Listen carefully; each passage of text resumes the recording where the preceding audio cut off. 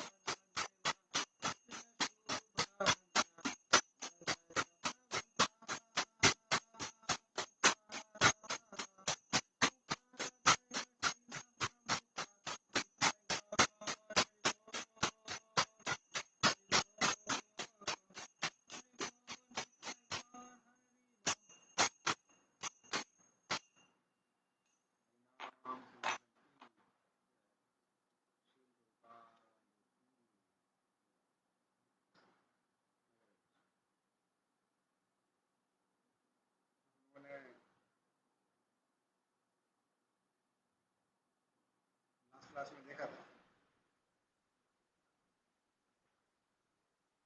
कैसे धृतराष्ट्र और गांधारी को उपदेश देने के लिए विदुर जी आते हैं और इस बार काफी कठोर शब्दों में उनसे बोलते हैं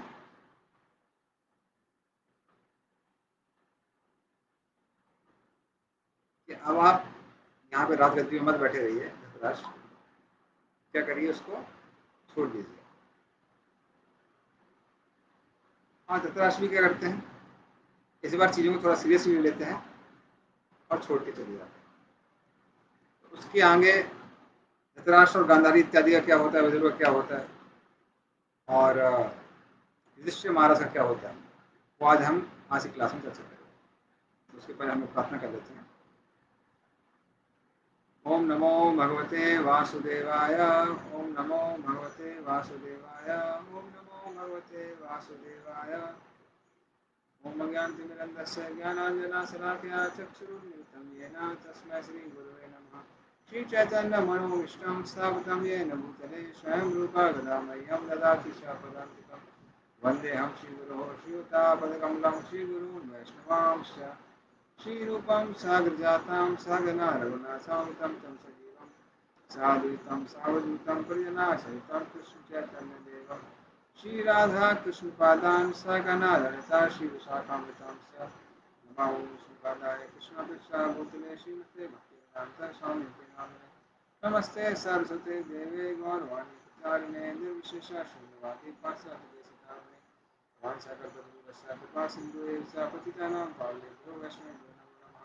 नमो महावदन्याय कृष्ण प्रेम प्रदायते कृष्णाय कृष्ण चैतन्य नामने भक्ति नमः। हे कृष्ण करुणा सिंधु दीनबंधु जगत्पते गोपसा गोपिका कांता राधा कांचन तप्त कांचन गौरांगी श्रीराधे वृंदावनेश्वरी श्रीमानुसुते देवी प्रणमामि हरिप्रिये लीलाचलनिवासाय नित्याय परमात्मने बलभद्र सुभद्राभ्यां जगन्नाथाय ते नमः। जय श्री कृष्ण चैतन्य प्रभु नित्यानंद श्री अद्वैत गदाधर शिवासादि गौर भक्तवृंद। हरे कृष्ण कृष्ण कृष्ण हरे हरे हरे राम राम राम हरे।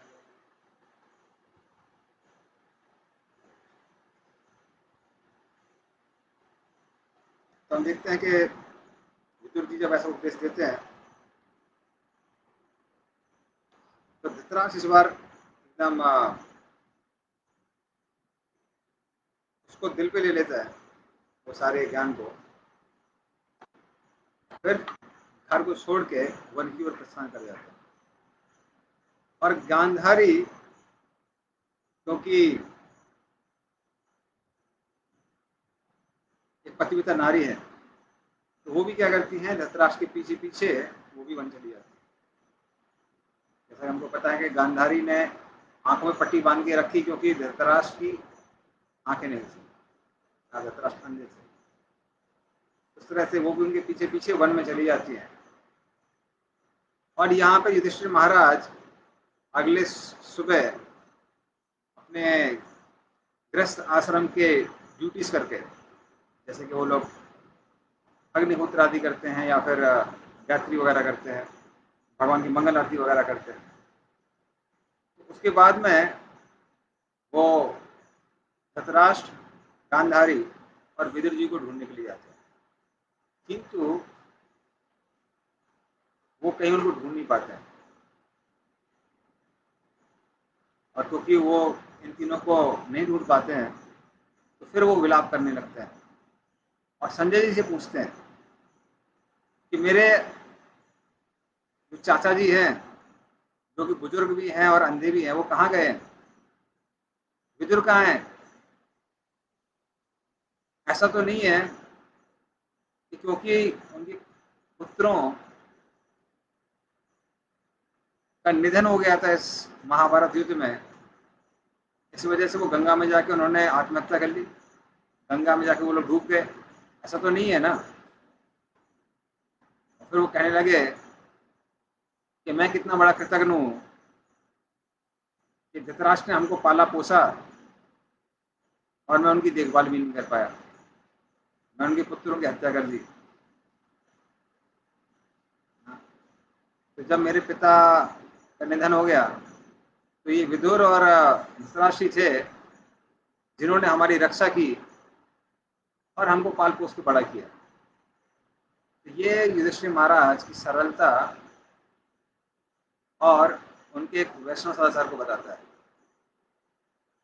क्योंकि ये हर कोई जानता था कि धृतराष्ट्र ने पांडवों को मारने का कितनी बार प्रयास किया। लाक्षागृह में दुर्योधन ने उनको विष देने का प्रयास किया, कितना ज्यादा प्रयास किया, फिर भी यहाँ पर धृतराष्ट्र युधिष्ठिर महाराज क्या बोल रहे हैं, मैं कृतज्ञ हूँ जिसके कारण मैं उनकी देखभाल नहीं कर पाया। जब संजय ये सुनता है तो उसके हृदय में भी धृतराष्ट्र के प्रति करुणा जागृत हो जाती है और वो भी काफी डिस्टर्ब हो जाता है। और फिर अपने बुद्धि से वो किसी तरह से मन को नियंत्रित करने का प्रयास करता है संजय, क्योंकि संजय भी हालांकि व्यासदेव का ही पुत्र था, सॉरी शिष्य था, लेकिन वो भी अपने मालिक धृतराष्ट्र से बहुत ज्यादा आसक्त था। उसको लगता है कि अरे ये सब लोग मुझे धोखा देके चले गए हैं, कहाँ चले गए हैं। वो भी काफी डिस्टर्ब हो जाता है। तो उसी स्थिति में नारद मुनि वहां पर प्रकट होते हैं और फिर युधिष्ठिर महाराज नारद मुनि को प्रणाम करते हैं और पूछते हैं कि ये जो हमारे दोनों चाचा लोग हैं, विदुर, धृतराष्ट्र, और जो मेरी चाची हैं गांधारी, वो कहाँ गए मुझे कुछ पता नहीं है। क्या आप बता सकते हो वो कहाँ गए? तो आप एक गुरु होने के कारण संसार सागर से पार करने वाले जहाज जहाज के कप्तान की तरह है। तो ये जो तुलना है बहुत जगह श्रीमद् भागवतम में आती है कि ये संसार एक सागर की तरह है जहां पर दुख की लहरें हमेशा चलती रहती हैं। तो लहरों का एक नेचर क्या होता है कि लहरें कभी बंद नहीं होती। तो यदि आप जगन्नाथपुरी जाते हैं और वहां पर समुद्र में स्नान करने का प्रयास करते हैं और सोचते हैं कि जब लहरें बंद हो जाएंगी तब हम स्नान करेंगे, तो लहरें क्या कभी बंद होंगी? कभी बंद नहीं होंगी। उसी तरह से संसार में एक ना एक करके व्यक्ति के जीवन में कुछ ना कुछ परेशानी आती रहती है। बारिश ज्यादा होती तो लोगों को लगता है बारिश कब खत्म होगी, कब खत्म होगी। सर्दी आ जाती है, सर्दी ज्यादा हो जाती है, लगता है अभी सर्दी कब खत्म होगी। गर्मी आ जाती है।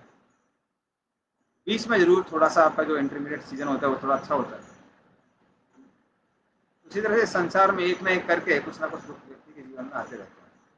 किंतु संसार सागर को अगर पार करना है, जो कि दुखों का सागर है, जन्म मृत्यु का सागर है,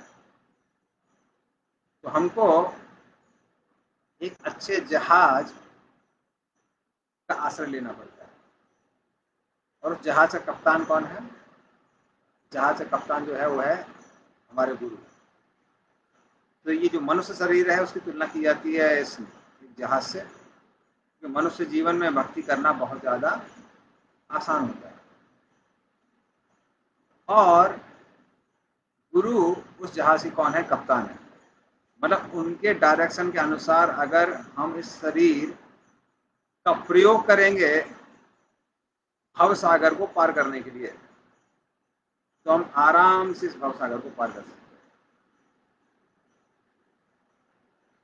तो इस तरह से युधिष्ठिर महाराज कहते हैं कि आप गुरु होने के कारण इस संसार रूपी भव सागर से पार करा सकते हैं। तो कृपया करके बताइए कि मेरे चाचा चाची सब कहाँ गए? फिर नारद मुनि अपने वचनों के द्वारा युधिष्ठिर महाराज के भ्रम को पूर्ण रूप से नष्ट कर देते हैं। वो पहले कहते हैं कि युधिष्ठिर महाराज समझने का प्रयास कीजिए, यद ईश्वर वशम जगत, ये सारा जो जगत है वो ईश्वर के वश में है, हमारे और आपके वश में नहीं है। तो हम प्रयास कर सकते हैं अपने साइड से सिचुएशन को कंट्रोल करने का, तो हम अपना धर्म कर सकते हैं, किंतु भगवान के निर्देश अनुसार इस संसार में लोग पास में आते हैं। जैसे कि कभी कभी सागर में अगर कुछ तिनके हैं तो वो पास में आते हैं और सागर की लहरों के साथ वो बिखर जाते हैं। उसी तरह से संसार में लोग पास में आते हैं और फिर बिखर जाते हैं। तो ये चीजें हमारे नियंत्रण में नहीं है, ये सब भगवान के नियंत्रण में है। तो आपने अपना धर्म किया चाचा चाची को बचाने का, किंतु सब कुछ हमारे नियंत्रण में नहीं है, इसको समझने का प्रयास कीजिए। ये मत सोचिए कि आप अपने चाचा चाची को मृत्यु से बचा सकते हैं या फिर कोई भी हानि से बचा सकते हैं, बल्कि सब लोग भगवान के द्वारा नियंत्रित हैं। किस तरह से हैं? तो उसमें वो 42 नंबर श्लोक में वो एक उदाहरण देते हैं। पहला उदाहरण देते हैं वो है गाय का। क्या बोलते हैं? यथा गावो नसी प्रोतस दंत्याम बद्धा सदाम भी वाकतंत्याम नाम वीरभद्रा वहंती फलतीस्तु यथा गावो नसी प्रोक्तास तंत्या बद्धा सदा में भी। जिस तरह से खासकर जो बैल होते हैं या फिर सांड होते हैं, सांड को कंट्रोल करना लगभग असंभव है, लेकिन जो बैल भी है, बैल बहुत शक्तिशाली होता है। हमारे जो गौशाला है उसमें कितनी बार वो बाउंड्री तोड़ चुके हैं हमारे बैल, तो लोहे की बाउंड्री वॉल बनानी पड़ी। लेकिन उनको भी आराम से कंट्रोल किया जा सकता है, किसके द्वारा? एक रस्सी के द्वारा। उसके नाक में छेद करते हैं जब वो छोटा सा होता है, फिर नाक से रस्सी निकाल देते हैं। तो उस रस्सी के माध्यम से एक गाय कंट्रोल हो जाती है, वो कितनी ज़्यादा शक्तिशाली क्यों ना हो, गाय या फिर बैल आराम से कंट्रोल हो जाते हैं, वो भले ही कितने भी शक्तिशाली क्यों ना हो। उसी तरह से भगवान हम सबको वेदों के वाक्यों के द्वारा बांधते हैं। कभी भी मैं प्रयास कर रहा था 10 बजे क्लास देने का, लेकिन कुछ ऐसा हो कि 10:45 क्लास देना पड़ा, क्योंकि हम लोग बंधे हुए हैं। तो इंटरनेट काम नहीं करता है, हेल्थ क्राइसिस हो जाता है, कुछ हो जाता है,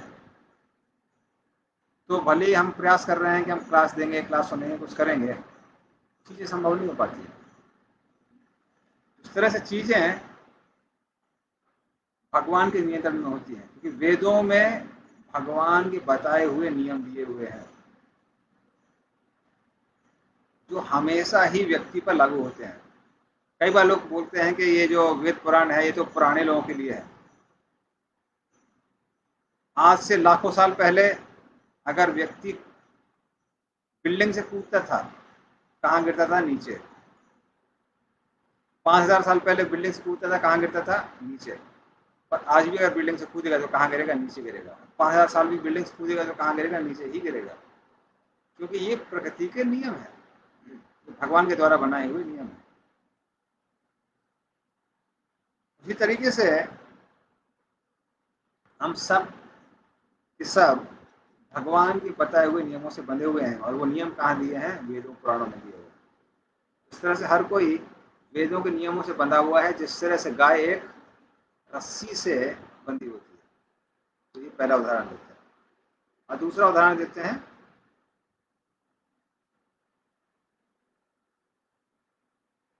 वो है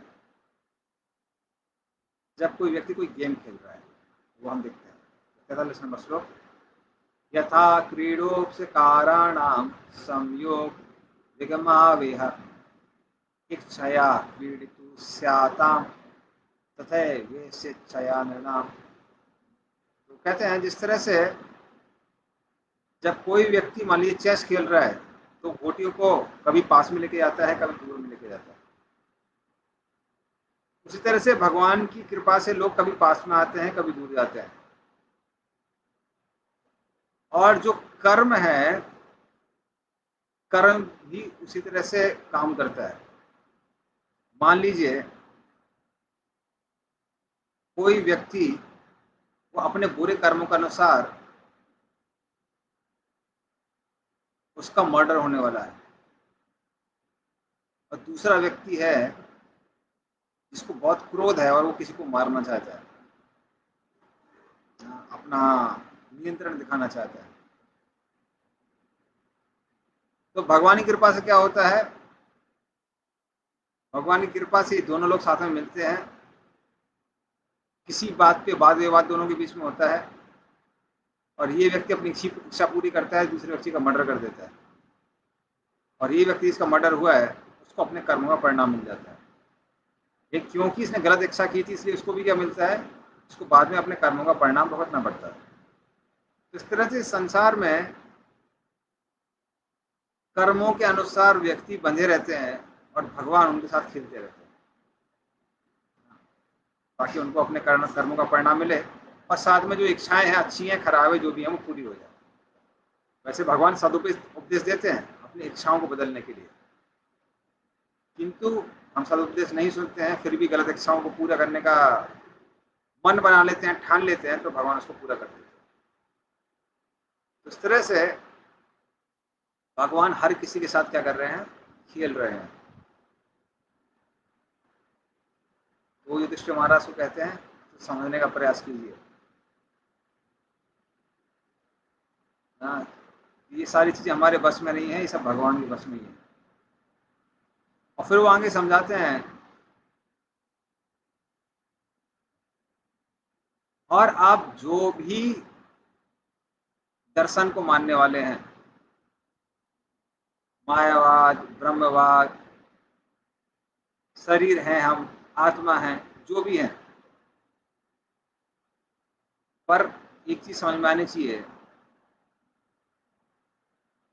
कि हर फिलॉसफी में एक चीज कॉमन क्या है, संसार क्षणभंगुर है और संसार के रिश्ते भी क्षणभंगुर है।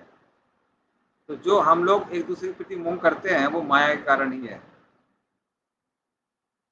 तो व्यक्ति का कोई भी दर्शन क्यों ना हो, भले ही वो नास्तिक हो, आस्तिक हो, ब्रह्म को मानने वाला है, परमात्मा को मानने वाला है, भगवान को मानने वाला है, किंतु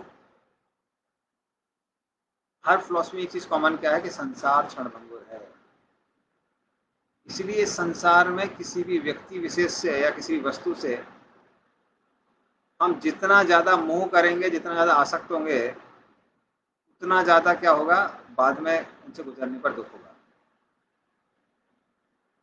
हालांकि भगवान के भक्तों से और भगवान से अगर आसक्ति होती तो अच्छा होता है, क्योंकि उससे हमको भक्ति करने का मौका मिलता है। किंतु कोई भी सांसारिक चीज से हमको मोह नहीं करना चाहिए, क्योंकि वो गुजरने वाले हैं, हमसे छूटने वाले हैं। मात्र भगवान नित्य हैं, हम नित्य हैं, हम और भगवान से हमारा रिश्ता जो है वो नित्य है, वो जीवन पर्यंत जीवन चलता रहता है। किंतु बाकी जो रिश्ते हैं वो क्षणभंगुर हैं, वो नष्ट होने वाले हैं, इसमें कोई संशय नहीं है। युधिष्ठिर महाराज उस तरह से समझाते हैं। तो कहते हैं तमोगुण के कारण ही आपको इतना ज्यादा उद्विग्नता हो रही है, इसीलिए इस उद्विग्नता को त्याग कर दीजिए। आपको क्या लगता है कि उनका आपके बिना क्या होगा? वो आप पर आश्रित हैं। आपके जो चाचा जी हैं धृतराष्ट्र, वो बूढ़े हैं, अंधे हैं, और जो गांधारी हैं वो भी आंख में पट्टी बांध के घूमती हैं। क्या होगा उनका, दर दर कहाँ भटक रहे होंगे, आपको उनकी रक्षा करनी है। तो इस तरह से भले ही आपको लग रहा हो, लेकिन सत्य कुछ और है। सत्य क्या है? काल कर्म गुणाधीनो देहोयम पंच भौतिके कथम अन्याम सुखोपाये सर्पग्रस्तो यथा परम। काल कर्म गुण आधीनो, हम सबके सब समय के अधीन में हैं। समय अगर खराब चल रहा है तो हम कुछ नहीं कर सकते। जैसे मैं बता रहा था, मैं प्रयास कर रहा था 10 बजे क्लास देने का, चीजें ठीक नहीं चल रही थी तो नहीं दे पाया, पोस्टपोन करना पड़ा। तो हम अपने अपने काल के अधीन है। समय ठीक नहीं चल रहा है तो हम कार्य नहीं कर सकते। कर्म के अधीन है, बुरा कर्म किया है तो बुरा परिणाम मिलता है, हम कुछ नहीं कर सकते। और 3 गुणों के भी अधीन है। तो देहो यम पंचभौतिक के, ये पंचभूतों का जो शरीर बना हुआ है, पृथ्वी, जल, वायु, आकाश, अग्नि, तो जब तक हमारे पास ये शरीर है हम काल कर्म और गुणों के अधीन अधीन ही रहते हैं। हाँ। ये हमारा बहुत साक्षात्कार है, और बहुत सारे लोगों का, सबका साक्षात्कार होगा जीवन में। ये जरूरी नहीं है कि हम जो प्रयास कर रहे हैं उसका फल मिले ही मिले, क्योंकि हम इन सब तीनों चीजों के अधीन में रहते हैं। हमको याद है हमारा एक फ्रेंड था बहुत ज्यादा, जब हम आईटी की तैयारी कर रहे थे, वो भी आईटी की तैयारी कर रहा था, और पढ़ने लिखने में बहुत अच्छा था, लग रहा था कि अभी उसका टॉप 100 या टॉप 200 को अच्छी रैंक आएगी। लेकिन क्या हुआ, एग्जाम के 10-15 दिन पहले ही उसको जॉन्डिस हो गया। और जॉन्डिस में इतना ज़्यादा जॉन्डिस था, ग्लोबिन की इतनी ज़्यादा मात्रा थी, उसको हॉस्पिटल में एडमिट कराना पड़ा।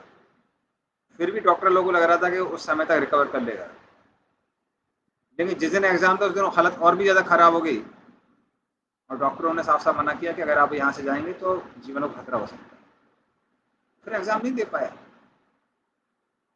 बल्कि उस बीच में जो भी कॉम्पिटेटिव एग्जाम थे वो कुछ भी नहीं दे पाया, पूरा 1 साल उसको रुकना पड़ा। तो इस तरह से व्यक्ति कितना भी प्रयास क्यों ना करे, किंतु जब तक काल, कर्म और गुण, सप्तगुण, रजोगुण, तमोगुण, 3 गुण होते हैं, ये हमारे फेवरेबल नहीं है, तब तक हम अपने कार्य में सिद्धि प्राप्त नहीं कर सकते। उस तरह से जब व्यक्ति ही इनके अधीन है, कथम अन्याम सुखोपायेत, दूसरे को प्रोटेक्ट करने की बात कहाँ से आती है, दूसरे की रक्षा करने की बात कहाँ से आती है। और उसका उदाहरण क्या देते हैं, सर्पग्रस्तो यथा परम।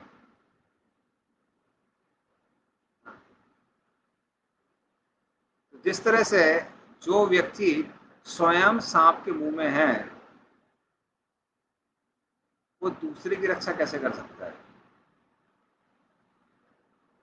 तो हर कोई संसार में काल सर्प के मुंह में है, जाने में अनजाने में। हर क्षण हमारी आयु एक एक करके कम हो रही है, हम भले इसको माने या ना माने। जिस तरह से कभी एक मेंढक धीरे धीरे करके क्या होता है, सांप के मुंह में जाता है, उसी तरह से समय के साथ साथ हर कोई धीरे धीरे करके उस काल सर्प के मुंह में जा रहा है, भले हम उसको देखते नहीं है। उसका कहते हैं ना, पांव कब्र में है, तो हर किसी की पांव कब्र में है, सत्य है। जब किसी से पूछते हैं कि आप कितने हैं, क्या उम्र है आपकी, तो बोलते हैं आई एम 25 ईयर्स ओल्ड, मतलब 25 साल आपके क्या हो गए, काल सर्प के मुंह में जा चुके हैं। अभी कुछ और साल शेष है, कितने शेष हैं ये हमको पता नहीं, 25 साल जो है वो ऑलरेडी काल सर्प के मुंह में जा चुके हैं। उस तरह से हर कोई काल सर्प के मुंह में है, सर्पग्रस्तो यथा परम। तो दूसरे का सुरक्षा करने की कहाँ से बात आती है। तो ना ही हम अपनी सुरक्षा कर सकते हैं, ना ही दूसरे की सुरक्षा कर सकते हैं। हाँ, अपना जो धर्म है हर किसी को निभाना चाहिए। जो भी बच्चों की सुरक्षा करनी है, बूढ़े माँ बाप की सुरक्षा करनी है, पत्नी की सुरक्षा करनी है, आश्रित लोगों की सुरक्षा करनी है, तो ये करनी पड़ती है किसके लिए, धर्म के रूप में। किंतु व्यक्ति को ये नहीं सोचना चाहिए कि अगर हम उनकी रक्षा नहीं करेंगे तो कोई रक्षा नहीं कर सकता।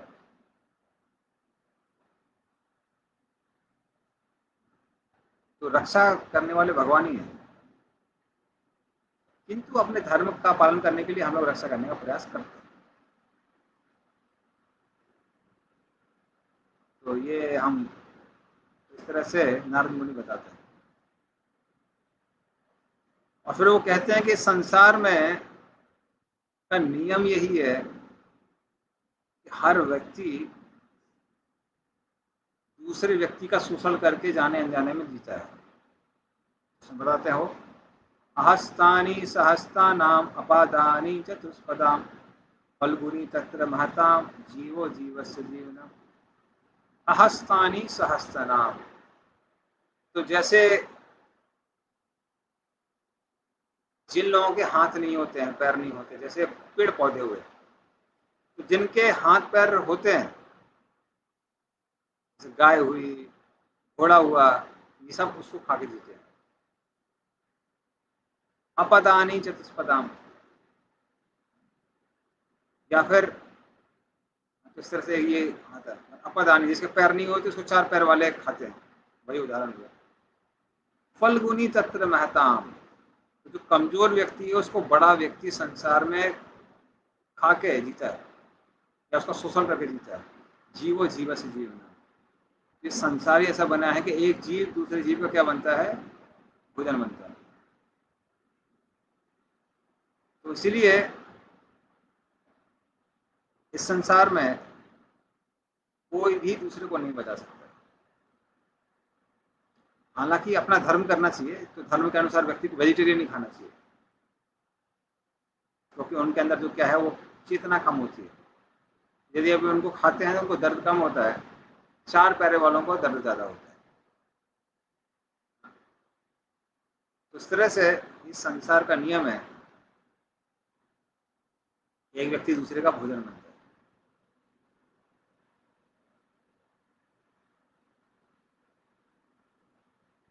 फिर वो क्या बोलते हैं आगे कि हे युधिष्ठिर महाराज, इसीलिए ध्यान को यहाँ वहां मत भटकाइए, मात्र परम पुरुषोत्तम भगवान कृष्ण पे ही अपने ध्यान को लगाइए।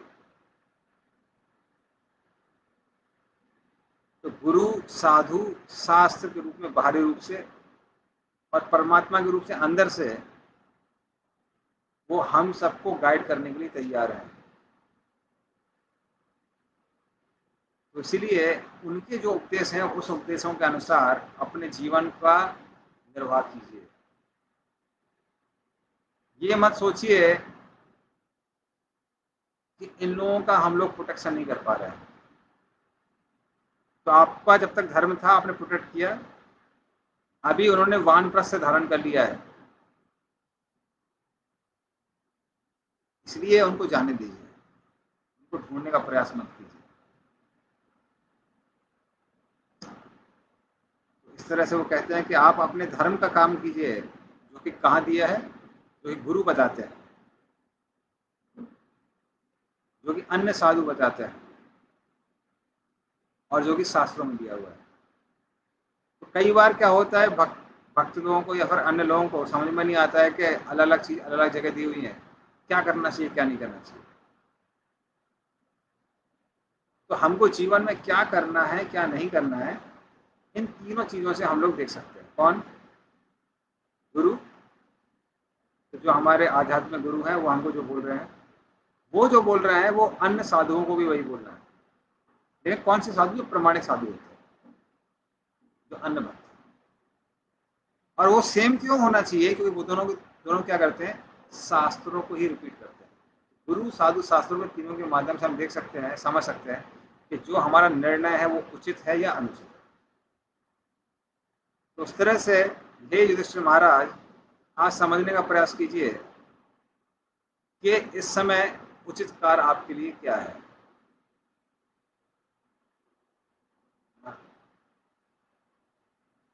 जो भी उचित कार्य है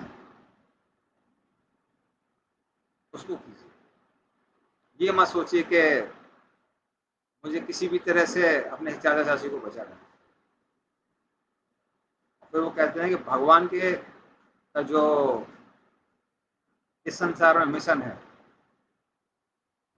जो उनका कार्य है, उसको समझने का प्रयास कीजिए। वो कार्य क्या है? वो काल रूप बन के इस संसार के दुष्ट व्यक्तियों का नाश करने के लिए प्रकट होते हैं। तो इस तरह से वो इंडिकेट कर रहे हैं कि देखिए धृतराष्ट्र गांधारी को अपने कर्मों का परिणाम मिल रहा है, आप चिंता मत करिए। और फिर वो कहते हैं कि भगवान पहले ही आपको बहुत सारे उपदेश दे चुके हैं, और कृष्ण के जो परम भक्त हैं, परम वैष्णव, तो हमने पहले ही क्लासेस में सुना था, भीष्म पितामह। तो भीष्म पितामह भी बहुत सारे इंस्ट्रक्शन दे चुके हैं। किसको? युधिष्ठिर महाराज को। और धौम ऋषि के रूप में उनके जो आध्यात्मिक गुरु हैं उनका भी कनेक्शन उनके साथ में है। तो उन तीनों के वाक्यों के आधार पर आप क्या कीजिए, अपने कार्यों को कीजिए, और जब भगवान अपने धाम वापस लौट जाते हैं तब आप अपने राज्य को छोड़कर, त्याग कर आध्यात्मिक विकास के लिए वन की ओर जा सकते हैं। लेकिन अभी क्या करिए, अभी जो भी आपको कार्य बताए गए हैं, इस पितामह ने बताए हैं, कृष्ण ने बताए हैं, धौम ऋषि ने बताए हैं, उनके उपदेश के अनुसार इस संसार का, इस संसार रूपी राज्य का क्या कीजिए, उस पर शासन कीजिए। तो इस तरह से नारद मुनि अभी क्या करते हैं, युधिष्ठिर महाराज को उपदेश देते हैं।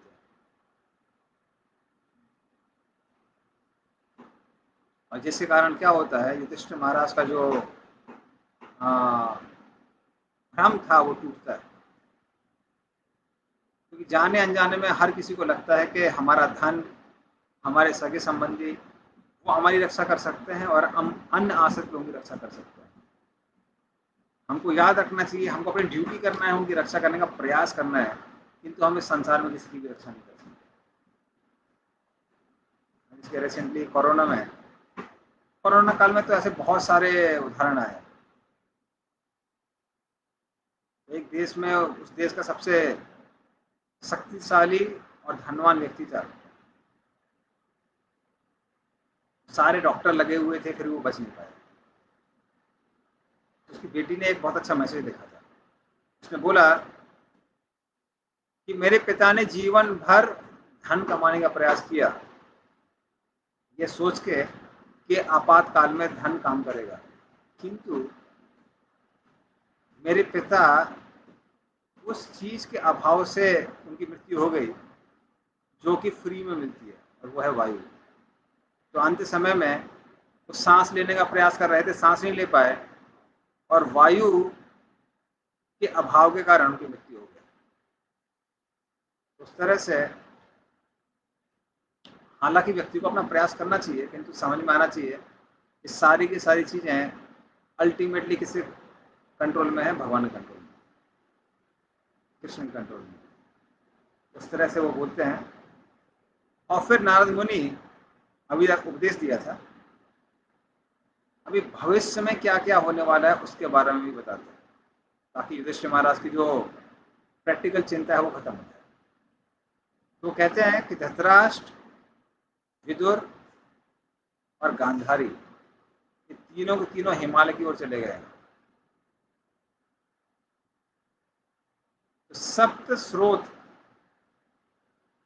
के किनारे पर धृतराष्ट्र ने अष्टांग योग करना प्रारंभ कर दिया है। धृतराष्ट्र वहां पर 3 दिन में 3 बार क्या लेंगे, स्नान करेंगे। उसे कहने का मतलब क्या है, अभी उन्होंने वैराग्य का मार्ग अपना लिया है। तो जो वानप्रस्थ होते हैं या फिर सन्यासी होते हैं, वो दिन में 3 बार नहाते हैं। कहते हैं गृहस्थ को कम से कम दिन में 2 बार नहाना चाहिए। तो वो अब 3 बार नहाएंगे, मतलब कहने का मतलब है कि अभी उन्होंने वानप्रस्थ धारण कर लिया और वहां पर वो अग्निहोत्र करेंगे और मात्र जल पीकर अपने जीवन का निर्वाह करेंगे। फिर अष्टांग योग के द्वारा जो हृदय में भगवान विष्णु विराजमान है, उन पर ध्यान करने का प्रयास करेंगे, क्योंकि ऐसे ध्यान से क्या होता है, व्यक्ति का हृदय शुद्ध होता है और भगवान विष्णु ही उस व्यक्ति की रक्षा करते हैं। और उसका धृतराष्ट्र क्या करेंगे, इस शरीर के सारे तत्वों को महातत्व में लीन करके वो सायुज मुक्ति को प्राप्त करेंगे। सायुज मुक्ति का मतलब है ब्रह्म ज्योति में लीन होना। भगवान शरीर के जो भगवान विष्णु के शरीर से या कृष्ण के शरीर से जो ज्योति निकलती है उसको ब्रह्म ज्योति कहते हैं। और जो निर्विशेषवादी होते हैं वो उसमें लीन होने का प्रयास करते हैं, क्योंकि उनको पता नहीं है कि उससे जो ऊंची मुक्ति है वो क्या है, वो भगवान के साथ रिश्ता बनाना है। सालोक, साष्टी, सामीप्य, सारूप, एकम, अपूर्ता, इस तरह से अलग अलग मुक्तियां होती हैं। एक मुक्ति है वो है भगवान की शरीर से जो किरणें निकल रही हैं उसमें लीन होना। तो भक्त लोग उसमें इंटरेस्टेड नहीं होते हैं, क्योंकि उनका भगवान से फिर रिश्ता नहीं रह जाएगा। तो धृतराष्ट्र को भी भक्त नहीं था, उसका क्या हुआ, इसलिए धृतराष्ट्र बाद में भगवान की शरीर से निकलने वाली किरणों में लीन हो जाता है। तो ये एक तरह की मुक्ति है जिसको बोलते हैं सायुज्य मुक्ति। और बाकी जो मुक्तियां हैं वो वैकुंठ धाम या गोलोक वृंदावन में जाके मिलती हैं। वो कौन सी है? सारिष्टि। भगवान आध्यात्मिक जगत में जो उनका ऐश्वर्य है वो अपने भक्तों के साथ में वो क्या करते हैं, उसको बांटते हैं, उसको बोलते हैं साष्टी। तो सारूप्य, सारूप्य मतलब भगवान के जैसा ही रूप मिलता है। तो वैकुंठ धाम में भगवान नारायण के 4 हाथ हैं और भगवान के जितने भी भक्त होते हैं सबके 4 हाथ होते हैं, तो इसको बोलते हैं सारूप्य। और गोलोक वृंदावन में कृष्ण के 2 हाथ होते हैं, इसलिए उनके भक्तों के भी कैसे होते हैं, 2 हाथ होते हैं, इसको बोलते हैं सारूप्य। फिर होता है सालोक्य। सालोक्य मतलब आप भगवान के लोक में रह सकते हैं किंतु उतना नजदीकी का जीवन नहीं रहेगा, लेकिन क्योंकि वहां पर वैकुंठ धाम में या गोलोक वृंदावन में कोई दुख नहीं है तो कोई दुख आपके जीवन में नहीं रहेगा, इसको बोलते हैं सालोक्य। और फिर होता है सामीप्य। सामीप्य का मतलब है भगवान के समीप जाना, तो उनके साथ रिश्ता बनाना। तो जो खासकर गोलोक वृंदावन में जो लोग होते हैं उनको सामीप्य का अवसर मिलता है। कुछ जो बड़े बड़े बुजुर्ग गोप और गोपी हैं वो कृष्ण को अपने बच्चे के रूप में देखते हैं। जो छोटे बच्चे हैं कृष्ण की उम्र के, वो कृष्ण को सखा के रूप में देखते हैं। और जो गोपियां हैं उनकी उम्र की, वो कृष्ण को प्रेमी के रूप में देखती हैं। तो इस तरह से उनको कृष्ण के समीप जाने का मौका मिलता है इन सब लोगों को, इसको बोलते हैं सामीप्य। तो ये जो मुक्तियां हैं सालोक्य, साष्टी, सामीप्य, सारूप्य, तो ये 4 तरह की मुक्तियां भक्त लोग ग्रहण करते हैं। किंतु ये जो सायुज्य मुक्ति है भगवान में लीन होने की, जो भगवान के शरीर से किरणें निकल रही हैं, उसको ग्रहण नहीं करते। किंतु धृतराष्ट्र का क्या हुआ, क्योंकि धृतराष्ट्र के अंदर भगवान के प्रति कोई भी भक्ति नहीं थी, इसलिए धृतराष्ट्र क्या करता है, वो इस शरीर को त्याग कर अष्टांग योग के द्वारा भगवान के शरीर में लीन हो जाता है, या भगवान के शरीर से ज्योति निकल रही है उसमें लीन हो जाता है। तो ऐसे व्यक्ति को क्योंकि बहुत ज्यादा प्रकाश होता है, उस प्रकाश के कारण वो कुछ और देख नहीं पाता है, उसको लगता है मैं भगवान में लीन हो गया। तो इस तरह से धृतराष्ट्र सायुज्य मुक्ति प्राप्त करने वाला है, हे युधिष्ठिर महाराज। इसलिए वो क्या कहते हैं, अभी आप धृतराष्ट्र को वापस बुलाने का प्रयास मत कीजिए। बड़ी मुश्किल में तो उसकी आसक्ति छूटी है। विदुर महाराज ने, विदुर जी ने जीवन भर उसको इंस्ट्रक्शन दिए, व्यासदेव ने इंस्ट्रक्शन दिए, संजय था वो भी व्यासदेव का ही शिष्य था, उसने बोला। सबके समझाने पे भी राष्ट्र से इतना ज्यादा आसक्त थे कि आसक्ति छोड़ी नहीं, बल्कि 100 पुत्रों के मरने के बाद भी राष्ट्र को नहीं छोड़ा, वहीं गद्दी पे बैठे रहे। वो तो विदुर जी के इतने कठोर वचन थे और उनके इतने कठोर उपदेश थे, जिसके कारण बड़ी मुश्किल में धृतराष्ट्र को अपनी आसक्ति से मुक्ति मिली है। तो नारद मुनि समझा रहे हैं, इसीलिए अभी उनको वापस बुलाने का प्रयास मत करो, अभी कम से कम कुछ उद्धार हो रहा है, वापस आगे फिर से आसक्त हो जाएगा। हाँ, तो इसलिए उसको अभी बुलाने का की चिंता मत करो, धृतराष्ट्र घर छोड़ के गया है, उसको जाने दो। फिर युधिष्ठिर महाराज के मन में आता है, ठीक है हम उनको वापस नहीं बुलाएंगे, किंतु अगर वो शरीर त्याग रहे हैं तो कम से कम शरीर की तो अंत्येष्टि करनी चाहिए। तो फिर वो बोलते हैं कि उसकी भी चिंता मत करिए। धृतराष्ट्र का शरीर उनकी दिव्य शक्तियां, जो कि धृतराष्ट्र को अष्टांग योग से प्राप्त होने वाली हैं, उसके कारण उनका शरीर अपने आप ही जल जाएगा, तो अंत्येष्टि करने की भी आवश्यकता नहीं है। तो फिर युधिष्ठिर महाराज के मन में आता है कि फिर गांधारी का क्या होगा, गांधारी तो उन पर आश्रित है, कम से कम गांधारी को वापस लाना चाहिए। तो कहते हैं कि वो भी उनकी भी चिंता मत करिए, क्योंकि गांधारी धृतराष्ट्र के शरीर में जाके उसको स्पर्श करेंगी और धृतराष्ट्र का शरीर जो कि दिव्य शक्ति के साथ जलने वाला है, उसके साथ में गांधारी भी शक्ति हो जाएगी और इस तरह से गांधारी और धृतराष्ट्र दोनों को सायुज्य मुक्ति मिलेगी और वो भगवान के शरीर से निकलने वाली जो किरणें हैं उसमें लीन हो जाएंगे।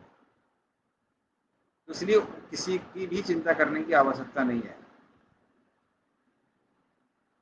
तो वो बोलते हैं कि ठीक है, कम से कम विदुर जी को तो वापस लेके आते हैं, विदुर जी तो अभी बचे हैं। तो उनके बारे में नारद मुनि भी बताते हैं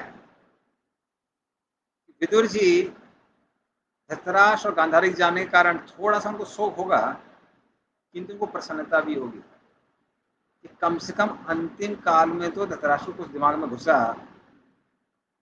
और उसने जीवन के लक्ष्य के बारे में कुछ सोचा है। तो इस तरह से विदुर जी को बहुत प्रसन्नता भी होगी और विदुर जी वापस अपने कल्याण के लिए पहले की तरह ही कहाँ चले जाएंगे, सारे धामों के दर्शन के लिए चले जाएंगे, ताकि उनको भी भगवान की भक्ति करके भगवान के धाम वापस जाने का मौका मिले। इसलिए विदुर जी को भी वापस बुलाने की आवश्यकता नहीं है, वो वहीं से धाम दर्शन के लिए निकलने वाले हैं। तो ना ही आपको धृतराष्ट्र की चिंता करने की आवश्यकता है, गांधारी की चिंता करने की आवश्यकता है, या विदुर जी का चिंता करने की आवश्यकता है। तीनों के तीनों अपने अपने गंतव्य स्थान पर जाने के लिए एकदम अग्रसर है। फिर युधिष्ठिर महाराज का जो चित्त है वो शांत हो जाता है, क्योंकि जीवन का लक्ष्य मात्र इस शरीर को मेंटेन नहीं करना नहीं है, बल्कि भगवान की भक्ति करके भगवान के धाम वापस जाना है। इसलिए कोई भी व्यक्ति क्यों ना हो संसार में, अपने उसको धर्म कर्म करने चाहिए, किंतु एक समय के बाद में क्या करना चाहिए, एक समय के बाद भौतिक आवश्यकताओं को कम करके वापस पूर्ण जीवन भक्ति में लगाना चाहिए। इसलिए हमारे इस्कॉन में जो भक्त लोग हैं वो क्या करते हैं, गृहस्थ जीवन का अच्छे से निर्वाह करते हैं, किंतु एक उम्र होने के बाद वो वानप्रस्थ धारण करते हैं। तो वानप्रस्थ क्या है, वो वानप्रस्थ का मतलब है कि वो क्या करते हैं, फाइनेंशियली स्टेबल होने के बाद मंदिर, किसी भी एक इस्कॉन के मंदिर के पास में रहते हैं और पति पत्नी आके सुबह से शाम तक भगवान का भजन कीर्तन करते हैं मंदिर में और भगवान की सेवा करते हैं।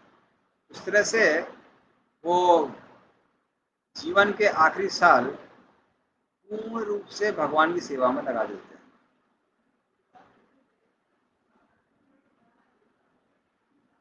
तो ये हम देख सकते हैं श्रीमद् भागवतम के अलग अलग चरित्रों द्वारा। मात्र संसार में फंसे रहना जीवन का लक्ष्य नहीं है, इस संसार में अपना धर्म का निर्वाह करना चाहिए और उसके बाद में समय भगवान के लिए निकालना चाहिए। फिर नारद मुनि का चित्त एकदम शांत हो जाता है और वो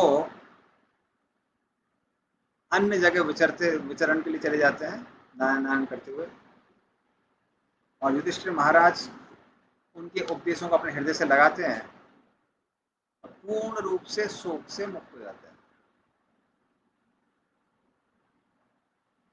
तो ये सारी चीजें हम इस एपिसोड से सीख सकते हैं।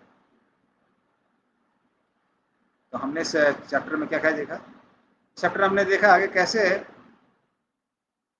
धृतराष्ट्र और गांधारी राजे से बहुत आसक्त थे और 100 पुत्रों के मरने के बावजूद भी वहीं पर रुके हुए थे, लेकिन विदुर जी वहां पे उनकी चिंता करते हुए आते हैं।